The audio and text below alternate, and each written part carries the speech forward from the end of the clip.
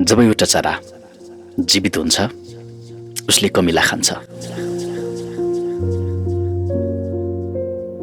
फेरि त्यो चरा एक दिन मरेपछि उसलाई कमिलाले खान्छ। समय र परिस्थिति जुनसुकै बेला पनि परिवर्तन हुन सक्छ।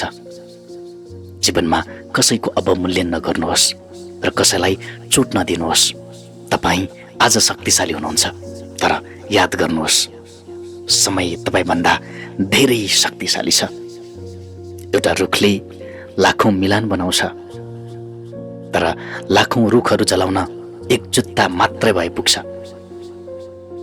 त्यसैले राम्रो गर्नुहोस्, राम्रो बन्नुहोस्। धन्यवाद। विज्ञ सञ्चार हेर्दै गर्नुहोला। नमस्ते।